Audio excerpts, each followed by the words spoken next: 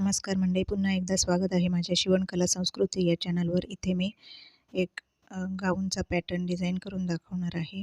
साधा सिंपल असाच गाऊन आहे. तर इथे मी पहिलं सगळ्यात आधी पॅच तयार करून घेणार आहे कॅनव्हास पेपरचा वापर करून. त्याच्यासाठी हे छोटे छोटे तुकडे मी कापून घेतलेले आहेत. तर आपल्याला सगळ्यात आधी पॅच तयार करून घ्यायचे आहेत.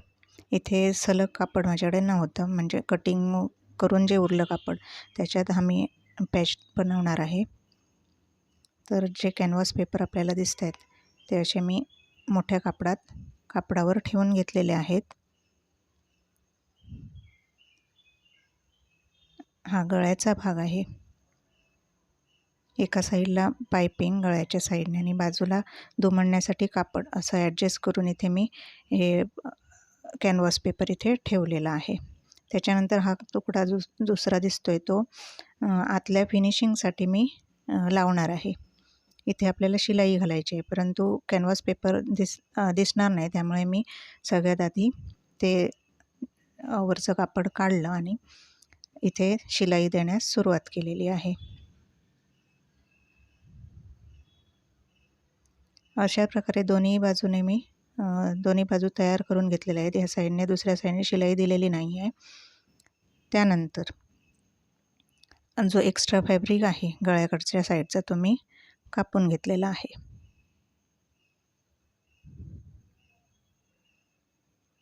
अशा प्रकारे 2 पॅच तयार झालेत. आता इथे जे उरलेलं कापड आतील भागात लावायचं आहे ते इथे ठेवलेलं आहे.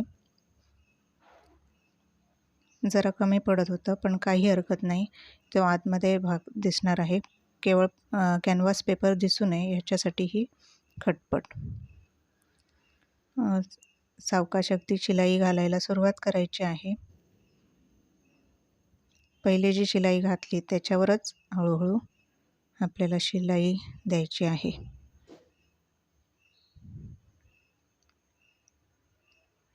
सेम इथे पण मी शिलाई दिलेली आहे आणि जादाचं कापड मी इथे कापून घेणार आहे.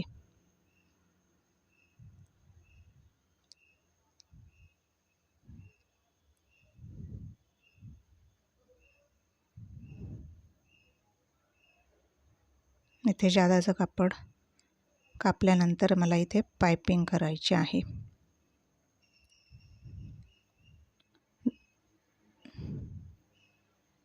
पायपिंगसाठी मी हिरव्या कलरचं कापड घेणार आहे. दोन्ही बाजू मी सेम तयार करून घेत आहे. इथे मी उलट एका बाजूला सरळ आणि एका बाजूला उलट माझं कापड लागलेलं आहे, परंतु काही हरकत नाही, तो आतमध्ये कापड दिसणार नाही आहे. एक्स्ट्रा फॅब्रिक मी इथे कापून घेतलेलं आहे.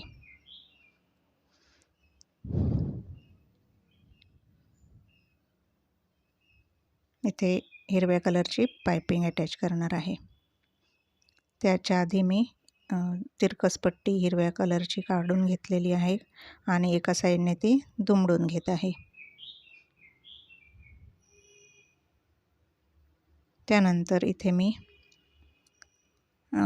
पायपिंग लेस अटॅच करून घेणार आहे.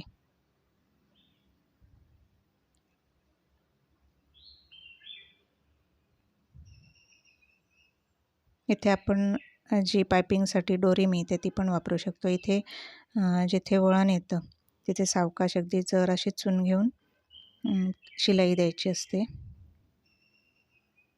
आपोआप चून येतेच.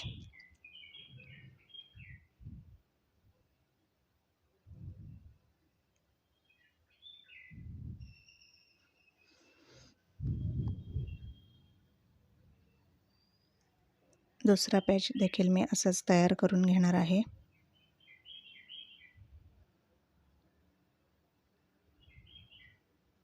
इथे आपण इस्त्री देखील करून घेऊ शकतो.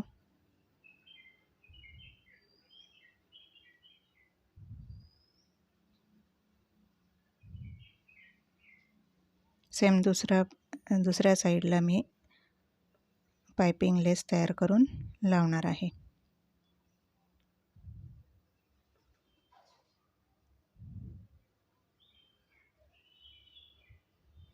यानंतर मी पायपिंग करण्यास सुरुवात केलेली आहे. व्यवस्थित पायपिंग पट्टी दुमडून इथे पायपिंग करून घ्यायची आहे.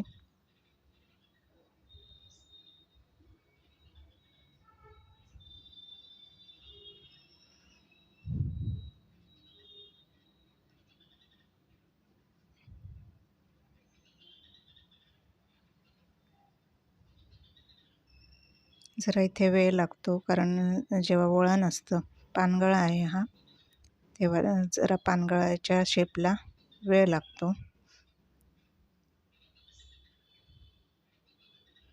आणि अशा प्रकारे माझी पायपिंग पूर्ण झालेली आहे. सेम दुसरी बाजू अशाच प्रकारे तयार करून घ्यायची आहे.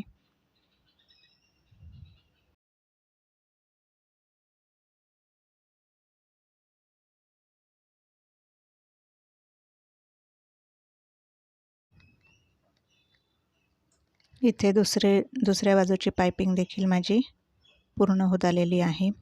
इथे जास्त फॅब्रिक सोडायचं आहे जेणेकरून दुमडताना आपल्याला सोपं पडेल.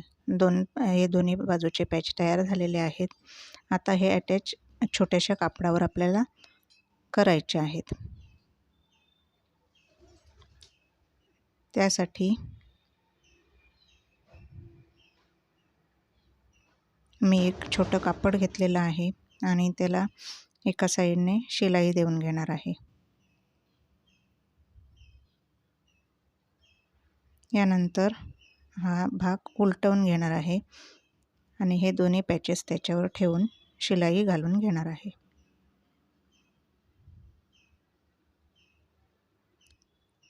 खाली सरळ रेषेत मी शिलाई घालून घेणार आहे.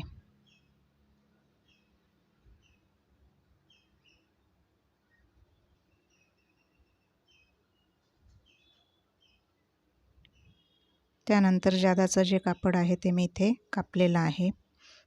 अशा प्रकारे माझा हा गळ्याचा पॅच तयार करून झाला आहे. वर मी शिलाई दिली नाही. आता जिथे कॅनव्हास पेपर संपतो तिथे दुमडपट्टी मला द्यायची आहे. दुमडून हा पॅच मला पूर्ण तयार करून घ्यायचा आहे. उजव्या साईडने सुरुवात केलेली आहे आणि अशा प्रकारे चारही बाजूने मी शिलाई देऊन पॅच तयार करून घेतला. मध्ये मी कोणतीही शिलाई दिली नाही. जेव्हा मॅक्सीला अटॅच करणार तेव्हा तिथे गळपट्टीला मी शिलाई देणार आहे. व्हिडिओ कसा वाटला ते नक्की कमेंटद्वारे कळवा. चॅनलला नवीन असाल तर माझ्या चॅनलला नक्की सबस्क्राईब करा. व्हिडिओ पाहिल्याबद्दल धन्यवाद. याचा पुढील भाग लवकरच.